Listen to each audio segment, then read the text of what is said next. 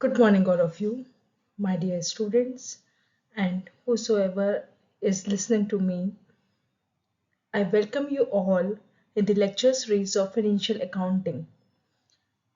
From today onwards, we are going to discuss on daily basis some important and meaningful concepts of financial accounting. Today, I am going to introduce the concept that is what is accounting. Then later on, we go in detail.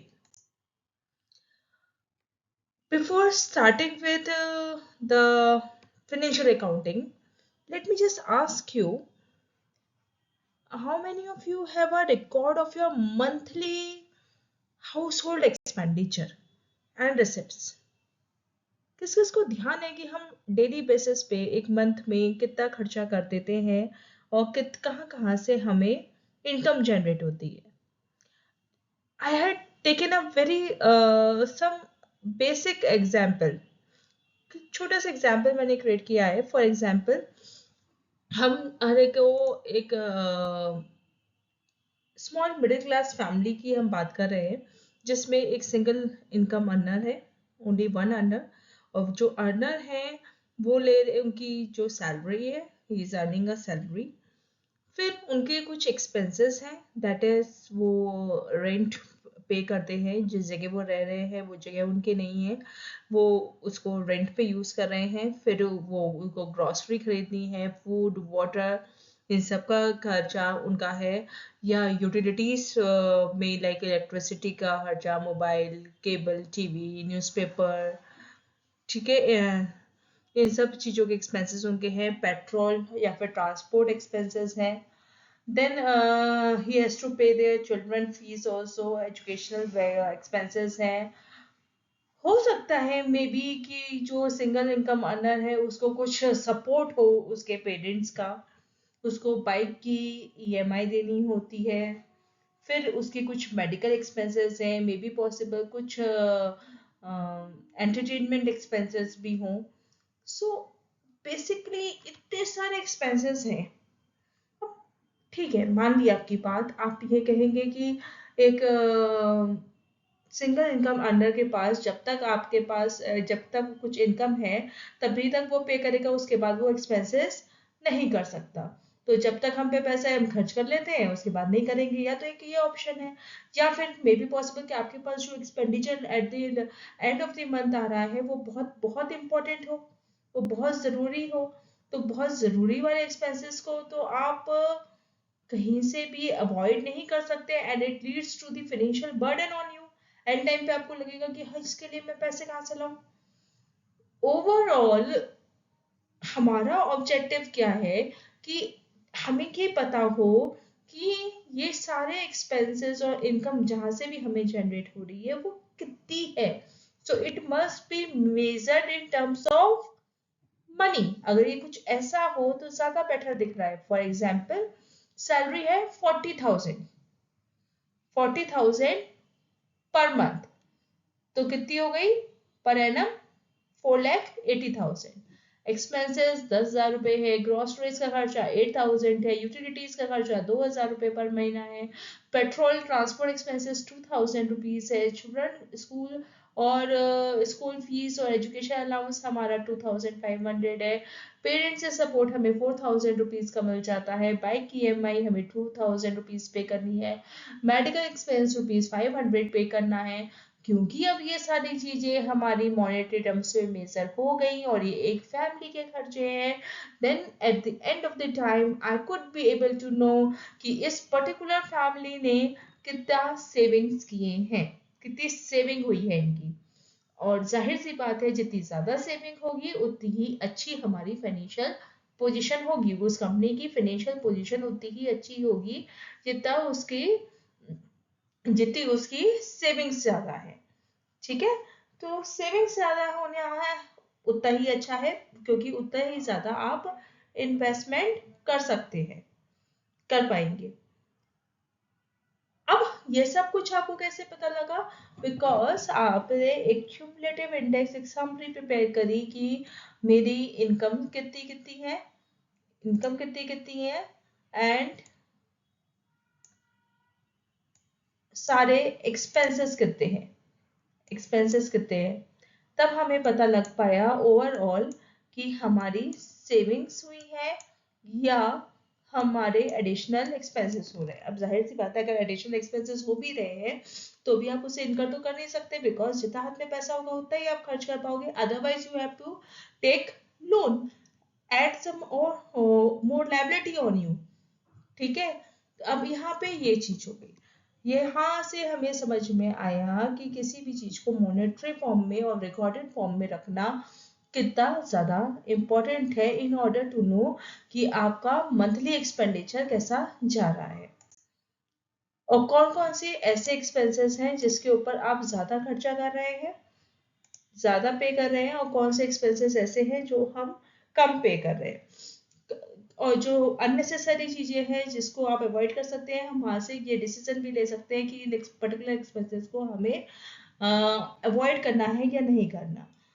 उसी तरीके से एक small business के India में भी कुछ बंधे बंधाए खर्चे हैं। Like a business in India typically includes monthly expenses like rent देना है, employee की salary देनी है, electricity water की utility है, office supplies है, insurance premium है, marketing cost है, maintenance है, repairs हो गए, bank charges हो गए, legal fee pay करनी है, taxes pay करने हैं, depending on the nature of the business। उसके बाद आपको raw material purchase करना है, मार्केटिंग करनी है, लीगल फीस पे करने हैं, इतने सारे एक्सपेंसेस हैं एक बिजनेस से रिलेटेड। तो अगर एक बिजनेस इतने सारे एक्सपेंसेस को मॉनिटर नहीं करेगा तो क्या उसे ये पता लग पाएगा कि अल्टीमेटली वो प्रॉफिट में लीड किया या लॉस में। So for this particular thing to know कि कंपनी को प्रॉफिट हुआ है या लॉस हुआ है, what helps us is accounting. So, what is accounting? It is an art of identifying। अब हमें आइडेंटिफाई करना है कि कौन सी ट्रांजेक्शन्स को आपने रिकॉर्ड करना है। Here we have to use the B plus M concept। B plus M means B is business। Whatever you are recording, what transactions you are recording must be related to the business। उस particular business के जिसकी आप accounts prepare कर रहे हो उसी की transactions को आपको रिकॉर्ड करना है।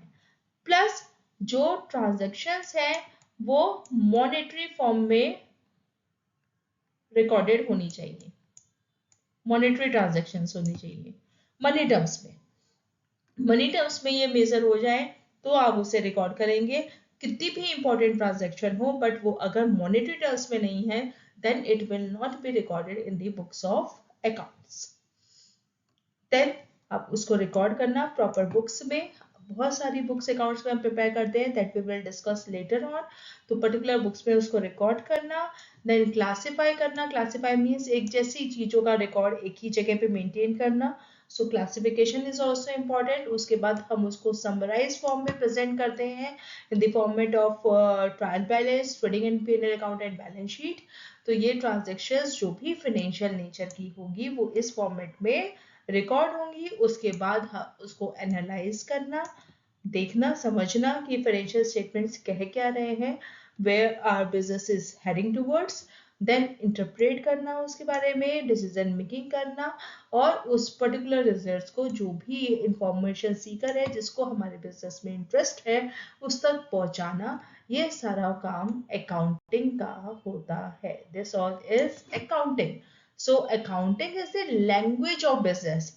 जिस भाषा में हम बिजनेस को समझ पाते हैं, अकाउंटिंग वो लैंग्वेज है। Now, there are certain steps which are involved in accounting। कुछ स्टेप्स हमारे अकाउंटिंग में इन्वॉल्व होते हैं। लाइक सबसे पहली बात वही घूम फिर के वही चीजें आ रही हैं जो भी आपको मैंने पहले बताई हैं, वही स्टेप्स हैं। हर 7 स्टेप्स के फॉर्मेट में हम अकाउंटिंग को समझते हैं। First one is identification of the financial transactions. आपको सबसे पहले ये आइडेंटिफाई करना है कि ट्रांजेक्शन बिजनेस से रिलेटेड हो प्लस वो फाइनेंशियल ट्रांजेक्शंस हो। उसके बाद रिकॉर्ड करना उसको, रिकॉर्ड करना in the proper books of accounts, then classification is important. एक जैसे अकाउंट्स को हम एक जगह पे रिकॉर्ड करते हैं, different ledgers are prepared in it. Then summarisation, summarisation means preparation of trial balance, trading and PNL, balance sheet. उसके बाद उसको एनालाइज करना, then interpreted and then the communication of results. These 7 steps in total forms accounting। एक बहुत important thing आती है difference में कि ट्रांजैक्शन और इवेंट क्या है। What is transaction and what is event. हम बिजनेस में काफी सारी चीजें करते हैं, like purchase of furniture, purchase of raw material, sale of goods, payment of wages, payment for stationery, tea expenses, refreshment expenses. तो ये सब तो ट्रांजैक्शन है। बट इन सब की वजह से because of the sale and purchase of good, what is the ultimate at the end of the time period, at the end of the particular time period, आपके पास कितना स्टॉक बचता है, ये जानना क्या है इवेंट। मतलब अल्टीमेट रिजल्ट क्या हुआ इन सारे ट्रांजेक्शन्स का, ये हम जान पाते हैं in the form of event. So transaction simply refers to performance of an act in a business. Transaction simply क्या है, performance of an act in a business है। या एक एग्जाम्पल आपको दे दिया मैंने, sale of goods, purchase of goods, ये हमारी ट्रांजेक्शन्स है। परचेज रिटर्न, सेल्स रिटर्न, ये हमारी ट्रांजेक्शन है। जबकि इवेंट क्या है हमारा, event refer to the result of all the transaction whatever takes place in a particular time period। like example है हमारा इसका closing stock। basically there are two terms, bookkeeping and accounting। bookkeeping is a narrower concept, it is a part of accounting। जो पहले 4 steps है हमारे, identification of financial transaction, measuring their monetary value, recording और classifying, ये 4 तो हमारे part बनते हैं किसका, बुक कीपिंग का।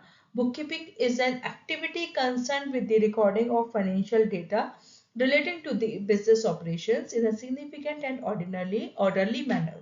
ऑर्डरली मैनर में हम बिजनेस ट्रांजेक्शन को, बिजनेस ऑपरेशंस को पहले आइडेंटिफाई करना, उसको मॉनेटरी टर्म से मेजर करना।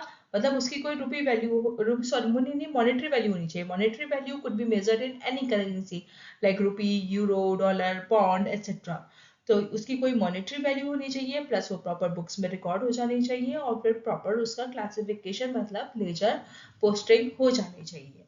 तो ये स्टार्टिंग के 4 स्टेप, नैरोअर कॉन्सेप्ट, इसमें एक लिमिटेड स्किल नॉलेज चाहिए, लिमिटेड नॉलेज चाहिए। तो ये हमारी पार्ट बनती है किसका, बुक कीपिंग का। और overall accounting consist of 7 steps. इसके इन 4 के बाद 3 स्टेप और ऐड हो जाते हैं, वो कौन कौन से हैं, analysing, interpreting and communicating the results thereof. ये 3 चीजें आप इस बुक कीपिंग में ऐड कर देंगे तो वो बन जाएगी क्या, accounting. So here's the difference between bookkeeping and accounting, which is the most important difference, and it is generally asked in every kind of examinations. What is bookkeeping? Bookkeeping, it includes identification, measurement of financial transactions in terms of money, recording and classifying. First 4 steps, ये primary stage है किसकी, accounting की। It is clerical in nature, repetitively वही काम हो रहा है, बहुत ज्यादा डिसीजन मेकिंग की रिक्वायरमेंट नहीं है, बहुत ज्यादा माइंड सेट की, स्किल नॉलेज की रिक्वायरमेंट नहीं है इसमें।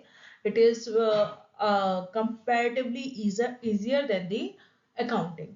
और अकाउंटिंग क्या है, it is in addition to the book keeping, it includes summarizing transaction, analyzing, interpreting and communicating the results thereof।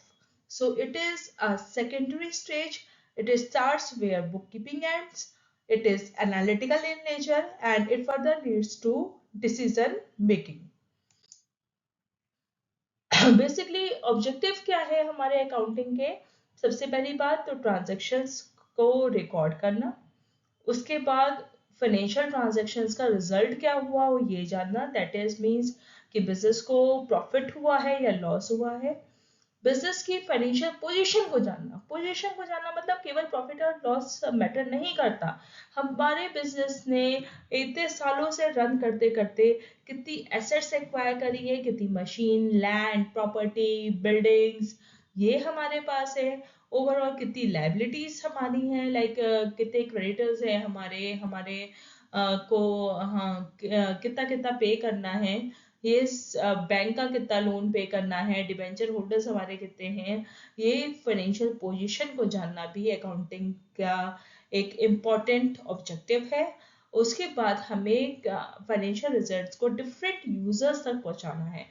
यहाँ मैं केवल एक ओवरव्यू दे देती हूँ आपको। There are two different types of users, external user और इंटरनल यूजर्स। इंटरनल यूजर्स मतलब जो कंपनी के अपने पर्सन्स है, लाइक ओनर्स, एम्प्लॉयज और मैनेजर्स। ये लोग इंटरेस्टेड होते हैं जानने में कि जो हार्ड एंड मनी इन्होंने अपने लगाए हैं, जो मेहनत इन्होंने कंपनी के लिए पे कर रहे हैं, वो फ्रूटफुल हो रही है या नहीं, कंपनी को प्रॉफिट हो रहा है या नहीं, ये इनका इंटरेस्ट है। फिर एक्सटर्नल पार्टीज आ जाती है, लाइक आपके क्रेडिटर्स हो गए, जो आपको लोन देने में इंटरेस्ट है, जिन्होंने लोन दिया है आपको, वो ये जानना चाहते हैं कि उनका मनी सिक्योर है या नहीं है, आप कैपेबल हो या नहीं कि आप प्रिंसिपल के साथ साथ इंटरेस्ट पे कर पाओगे या नहीं। देन आपकी टैक्स अथॉरिटीज हो गई, गवर्नमेंट हो गई, पोटेंशियल इन्वेस्टर्स हो गए, ये सब हेल्थी पोजीशन में आपकी कंपनी की हेल्थी फाइनेंशियल पोजीशन में आपकी कंपनी की इंटरेस्टेड होते हैं। After that there are certain functions of accounting. Function of accounting mean number one is measurement. Measurement means accounting measures past performance of the business and depicts its current financial position. Generally जब भी कोई potential investor ये decision लेना चाहता है कि उस particular company में, एक पर्टिकुलर कंपनी के शेयर्स उससे परचेज करने हैं या नहीं, उस कंपनी में उसे इन्वेस्ट करना चाहिए या नहीं, तो वो डिसीजन मेकिंग किस बेसिस पे करते हैं। हम पिछले कुछ सालों की फाइनेंशियल स्टेटमेंट कंपनी की लेंगे और उसको एनालाइज करके ये पता करने की कोशिश करते हैं कि कंपनी की फाइनेंशियल पोजीशन है कैसी, साउंड है या नहीं, प्रॉफिट मार्जिन कितना percent previous comparison to previous बढ़ रहा है, उसका ट्रेंड कैसा है, और उसी के बेसिस पे हम आगे की future position, financial position of the business को प्रिडिक्ट करने की कोशिश करते हैं, जिसकी वजह से जो जो पोटेंशियल इन्वेस्टर है वो ये डिसाइड करना चाहता है, या वो उसके अंदर ये डिसीजन मेकिंग एबिलिटी आ पाती है कि उसको उस पर्टिकुलर बिजनेस में इन्वेस्टमेंट करना है या नहीं करना। So it helps in the decision making too. Accounting provides the needed information to the stakeholders, which help in the rational decision making. So it basically assists, it provides the data, or it provides that particular facts and figures जिसके basis पे कोई भी rational individual अपना decision ले पाएगा. Then controlling, detailed analysis जब करी जाती है कि कौन कौन से एक्सपेंसेस हुए, कब कब हुए, कितने अमाउंट में हुए, उसके बेसिस पे हम ये चेक लगा पाते हैं we are in a position to have a better control over those aspects of the business which are weaker, या जिस जगह पे आपके एक्सपेंसेस बढ़ रहे हैं वो क्यों बढ़ रहे हैं, if it is necessary then it is okay, like inflation की वजह से हुआ है तो one couldn't avoid it, but other measures like wastage हो रहा है या कुछ हो रहा है तो वहां पे आप उसको चेक लगा सकते हैं। Then forecasting, accounting helps in forecasting future performances and financial position using past data and current working of the business. past के बेसिस पे हमेशा फ्यूचर को प्रेडिक्ट किया जा सकता है, कि जैसे एक कंसिस्टेंसी होती है ना इंडिविजुअल की, लाइक ये हमेशा से अच्छा काम करता आया है तो ये आगे भी अच्छा काम कर पाएगा। So these all are the functions of accounting. There are certain limitations of accounting. Limitations है कुछ accounting की, like सबसे बड़ी बात non financial transaction चाहे कितने भी important हो, but it is not recorded in the books of account. सबसे पहली चीज मैंने आपको बताई थी आइडेंटिफिकेशन के टाइम पे कि हमें V+M का रूल याद रखना है। सबसे पहली बात ये याद रखनी है कि जो ट्रांजेक्शन है वो बिजनेस से रिलेटेड हो, प्लस वो मॉनेटरी टर्म्स में मेजर हो सकती हो। अब यहाँ ये जो मॉनेटरी टर्म्स में मेजर ना होने वाली ट्रांजेक्शन है, लाइक अर्थक्वेक, अर्थक्वेक आया उसी वजह से लॉस हो गया, ठीक है, लॉस हो गया, अगर वो मॉनेटरी टर्म से मेजर हो पाएगा तो आप उसे लॉस बाय फायर शो कर देंगे, बट या लॉस बाय अर्थक्वेक शो कर देंगे, एनी डिजास्टर शो कर देंगे, बट कई चीजें होती है like accident of the manager, manager का एक्सीडेंट हुआ, वो 15 डेज वर्क पे नहीं आ पाया, 15 दिन उसने काम नहीं किया, उसकी वजह से ऑर्गेनाइजेशन को बहुत सफरिंग हुई, बट वो सफरिंग जो है वो मॉनेटरी टर्म्स में मेजर नहीं हो सकती, so it will not be recorded in the books of accounts. Dynamic business environment है, बिजनेस एनवायरनमेंट लगातार चेंज हो रहा है, बट अकाउंटिंग प्रैक्टिसेस नहीं चेंज हो रही, नीड चेंज हो रही है, बट उतनी उतनी उतनी कंसिस्टेंसी से अकाउंटिंग कंसेप्ट्स और अकाउंटिंग प्रोसेसेस नहीं चेंज हो रही हैं। देन पर्सनल जजमेंट, अकाउंटिंग हमेशा पर्सनल जजमेंट का मतलब रिफ्लेक्ट होता है हमेशा पर्सनल जजमेंट उसमें। लाइक अकाउंटिंग का एक बहुत इंपॉर्टेंट कॉन्सेप्ट है डेप्रिसिएशन। डेप्रिसिएशन कैलकुलेट होता है हमारा लाइफ ओरिजिनल वैल्यू, जो कॉस्ट आपने जिस पे भी आपने एक एसेट को परचेज किया उसमें से माइनस कर देते हैं उसे scrap value divided by the useful life of the asset. यह useful life of the asset किसको पता, जब हम कोई चीज लेके आए हैं, कोई चीज मशीन हम लेके आए हैं, मशीन को लेके आने के बाद who is able to guarantee it कि ये मशीन मेरी 10 साल काम करेगी, 15 साल काम करेगी, 25 साल काम करेगी। ठीक है, एक एक्सपेक्टेड लाइफ होती है उसकी, बट वो expected life is depending on the personal judgement. कोई 8 साल मान लेगा, कोई 10 साल मान लेगा, उसकी वजह से डेप्रिसिएशन की फिगर चेंज हो जाती है, उसी की वजह से प्रॉफिट एंड लॉस चेंज हो जाता है। So basically personal judgement is also a part of accounting, इसका एक अपना स्कोप है अकाउंटिंग में। इसके बाद मैं आपसे डिस्कस करूंगी बहुत important aspect, scope of accounting. Accounting कहाँ कहाँ और कितने टाइप्स में यूज हो रही है। There are many branches of accounting. Like सबसे पहली बात फाइनेंशियल अकाउंटिंग, जो हम ये इस समय पढ़ रहे हैं, एट प्रेजेंट जो मैं डील कर रही हूँ फाइनेंशियल अकाउंटिंग ही है। Financial accounting means focuses on the preparation of financial statements for external users, investors, creditors, regulators. ये प्रिपरेशन में हेल्प कर रही है, किसके, फाइनेंशियल स्टेटमेंट्स प्रिपेयर करने में हमें फाइनेंशियल अकाउंटिंग हेल्प कर रही है। फाइनेंशियल स्टेटमेंट्स क्या है हमारी, टीबी, टीबी मतलब ट्रायल बैलेंस, ट्रायल बैलेंस,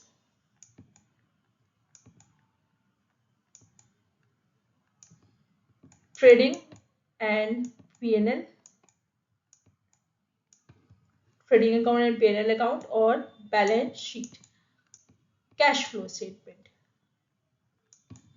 ये सब बनाने में हमें फाइनेंशियल अकाउंटिंग हेल्प करती है, जो काम करती है नेसेसरी इंफॉर्मेशन कम्युनिकेट करने का to the various users of the accounting. और वो वेरियस यूजर्स क्या है, जनरली जो फाइनेंशियल अकाउंटिंग डील करती है वो एक्सटर्नल यूजर्स के साथ डील करती है, जो कि है हमारे इन्वेस्टर्स, क्रेडिटर्स और regulator. So it adheres to generally accepted accounting principles, that is GAAP. ये जनरली गैप के बेसिस पे होता है, या फिर IFRS, international financial reporting standards के बेसिस पे ये जो गाइडलाइन उसे मिलती है उसके बेसिस पे ये फाइनेंशियल स्टेटमेंट्स प्रिपेयर की जाती है। Next one is management accounting. Management accounting है किसके लिए, जाहिर सी बात है मैनेज करने के लिए। मैनेज कौन कर रहा है, जो इंटरनल पार्ट है, जो इंटरनल मैनेजमेंट है कंपनी का, उसको कुछ इंफॉर्मेशन चाहिए, कुछ डेटा चाहिए, जिसके बेसिस पे वो डिसीजन मेकिंग कर पाए, प्लानिंग कर पाए और कंट्रोलिंग कर पाए कि क्या तो उसे करना है, कैसे करना है, और कौन कौन सी ऐसी चीजें हैं जो उसे कर्व करनी है, जिसके ऊपर उसे चेक लगाना है, जो जो उसे कंट्रोल करना है। जहां उसने कंट्रोल कर लिया तो उसकी ऑर्गेनाइजेशन अच्छा काम करेगी, और नहीं कर पाया तो maybe the performance could not reach up to a certain level. So it involves budgeting, forecasting and performance evaluation. Basically ये जितनी जो स्कोप ऑफ अकाउंटिंग में मैं आपको पढ़ा रही हूँ, ये सारी के सारी डिफरेंट टाइप्स ऑफ अकाउंटिंग है, ये सब अपने आप में एक सब्जेक्ट है। लेटर ऑन मैं इनके साथ भी डील करूंगी, पर फिलहाल हम फोकस कर रहे हैं किसके ऊपर, फाइनेंशियल अकाउंटिंग के ऊपर। Next one is cost accounting. Cost accounting मतलब अब हमें ये पता करना है कि भैया जो प्रोडक्ट आप मार्केट में बेचने जा रहे हो वो प्रोडक्ट है कितने का, उसकी प्राइस डिसाइड करनी है। अब उसकी प्राइस डिसाइड करनी है तो सबसे पहले तो ये पता होना चाहिए कि उसको बनाने में, उस पर्टिकुलर चीज को बनाने में आपको कॉस्ट कितनी आई, कितने का उसमें रॉ मटेरियल लग गया, कितने का लेबर लगे और कितने के उसके ऊपर एक्सपेंसेस हुए हैं। So basically in cost accounting different types of cost are analyzed which help the management to make the informed decisions about the pricing, budgeting, and cost control. So it focuses on understanding the cost structure of the product or services. तो cost structure को के ऊपर focus किया जाता है. फिर this is not the ultimate objective of cost accounting. Cost accounting का दो और इम्पोर्टेंट थिंग है, एक तो कॉस्ट रिडक्शन और कॉस्ट कंट्रोल. हमेशा हमें एक तो कॉस्ट को कंट्रोल भी करना है और हमेशा हमें एक ऑब्जेक्टिव हमारा होता है कॉस्ट को रिड्यूस करना आगे से और ये कॉस्ट कम की जा पाए.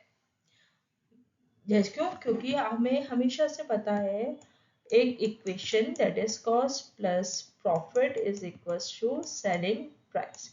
जितने का प्रोडक्ट बना फॉर एग्जांपल 90 रुपीज का plus 10 rupees of profit is equal to 100. अगर मैं ये चाहती हूँ कि मेरा ये 10 का प्रॉफिट बढ़ के 12 हो जाए तो मुझे क्या करना पड़ेगा, या तो सेलिंग प्राइस बढ़ा दीजिए, मतलब 100 की चीज आप 102 में सेल आउट करिए ना, ठीक है.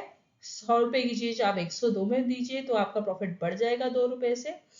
बट सेलिंग प्राइस बढ़ाना आज के कॉम्पिटेटिव टाइम में इजी नहीं है because every money matter, single penny matters. और अब आपका कॉम्पिटेटिव वर्ल्ड है, आप अपने प्रोडक्ट को कॉस्टली सेल आउट करेंगे तो nobody is going to purchase your product, वो कोई और प्रोडक्ट पे स्विच कर जाएंगे. तो सेलिंग प्राइस इंक्रीज करना is not a thing which is a good decision. Then आपका एक और ऑब्जेक्ट थिंग है हमारे पास कि अगर मैं ये कॉस्ट को रिड्यूस करके 88 ले आऊं और प्लस 12 का प्रॉफिट कर दूं तो मेरा सेलिंग प्राइस वही रहेगा लेकिन मेरा प्रॉफिट बढ़ के 12 हो गया. मेरा प्रॉफिट बढ़ के 12 हो गया. अब ये 2 रुपए की कॉस्ट को कम करना ज्यादा इजी है अगर कंपनी अच्छे से रैशनल डिसीजन मेकिंग के साथ और शार्प ब्रेन के साथ और बहुत कॉशियसली वर्क करेगी तो ये ऑब्जेक्टिव अचीव कर पाना ज्यादा इजी है. So it helps in cost control and cost reduction. So it focuses on the basic understanding of the cost structure. उसके बाद आता है हमारे टैक्स अकाउंटिंग जो कि डील करता है with the preparation of tax returns, कितने टैक्स रिटर्न बन रहे हैं, और टैक्स प्लानिंग में हेल्प करता है कि कैसे टैक्स को कम से कम किया जाए जिससे हमारी टैक्स ऑब्लिगेशन और लायबिलिटी हम पे कम हो जाए. And it ensures compliance with the tax laws and regulation. Tax planning क्या होती है कि टैक्स लॉज और रेगुलेशंस को फॉलो करते हुए उसको अडहेयर करते हुए अपनी टैक्स लायबिलिटी को कम करना. यही है हमारी टैक्स अकाउंटिंग.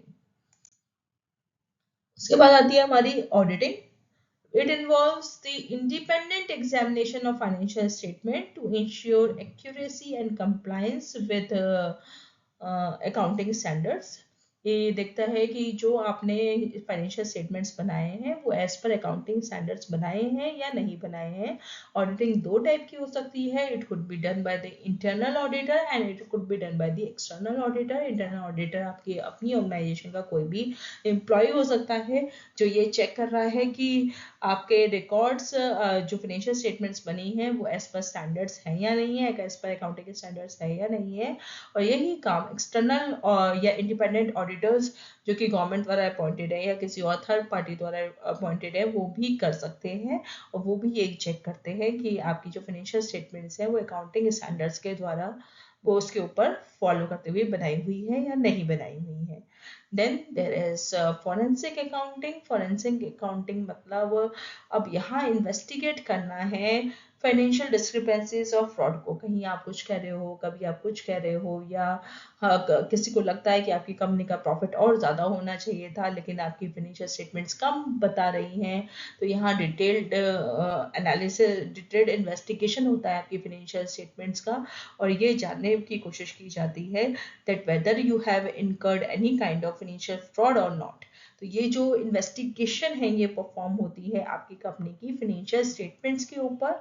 इट कंबाइंस यहाँ पे अकाउंटिंग का भी रोल रहता है, ऑडिटिंग का भी रोल रहता है और इन्वेस्टिगेटिव स्किल्स का भी रोल रहता है जिससे कि आपके फाइनेंशियल डेटा में कोई भी लूप होल हो तो वो पता कर पाए for any legal purposes, to solve any for any legal purposes. For example, सत्यम में फ्रॉड हुआ था, पीएनबी में फ्रॉड हुआ था। ये सारे फ्रॉड्स आपको पता कैसे लगे, पब्लिक को कैसे पता लगे? जब उसकी फिनेंशियल स्टेटमेंट्स का पूरा डिटेल्ड एनालिसिस हुआ, इन्वेस्टिगेशन हुआ, तब पता लगा कि हाँ, इस कंपनी ने फ्रॉड किया है और कैसे किया है वो भी पब्लिक को फिर बाद में बताया गया। सो ये जो investigative financial discrepancy to in order to know the fraud, financial fraud, ये this comes under forensic accounting. Next one is accounting information system. पहले जो हमारी अकाउंटिंग थी वो सारी मैनुअल थी, मैनुअल बेसिस पे आप सब कुछ करते थे, अपने हाथ से सारी अकाउंटिंग होती थी। बट अब there is focus on the technology and systems used to collect, store and process the financial data। अब हम इसी काम के लिए टेक्नोलॉजी का यूज कर रहे हैं। Different kinds of accounting information system are available. For example आपके टैली है, बिजी है, और भी बहुत सारे अकाउंटिंग सॉफ्टवेयर हो गए हैं। और जो लार्ज स्केल कंपनीज है वो तो अपना ही सॉफ्टवेयर डेवलप करवाती हैं इस पर्टिकुलर काम को करने के लिए। So it involves the design and implementation of accounting software and system. So this is AIS. Then international accounting, मतलब now the world is becoming a global village, और accounting language of business है। particularly इसके ऊपर बहुत ज़्यादा rules है नहीं, तो हर कंट्री की अपने सिस्टम है, उसके अपने स्टैंडर्ड्स हैं, उसके अकॉर्डिंग वहाँ की ऑपरेटिंग कंपनीज क्या करती हैं, अपनी फिनेंशियल स्टेटमेंट्स प्रिपेयर करती हैं। But now because world is becoming a global village, the person residing in India want to invest in the companies abroad, and the person who is living abroad wants to do investment in the companies of India. So basically now there is a need which is felt like that every company, whether operating any part of the earth globe, must follow same kind of accounting principles। तो उसी के लिए हमारे international accounting बनी है which addresses this particular need, और वो develop करने की कोशिश कर रहे हैं international accounting principles which are followed readily world wide. वो वहां पे उसके जैसे प्रिंसिपल्स को वो लोग फॉलो करें, और या फिर ये कोशिश कर पाए कि ये जानने की कि हमारी कंट्री के प्रिंसिपल्स में, अकाउंटिंग स्टैंडर्ड्स में, उनकी कंट्री के अकाउंटिंग स्टैंडर्ड्स में क्या डिफरेंस है, जिसके बेसिस पे कोई भी इन्वेस्टर जो है वो रैशनल डिसीजन मेकिंग कर पाए।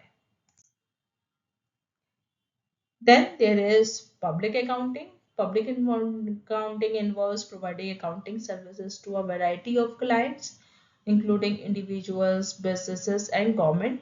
किसी को भी इनमें से जरूरत पड़े अकाउंटिंग की तो उसको वो हेल्प कर पाए। सर्विसेज में इंक्लूड इसमें ऑडिटिंग आ गई, हमारी टैक्स प्रिपरेशन हो गया, या कंसल्टिंग हो गया, किसी को भी, मतलब ये चाहे इंडिविजुअल को।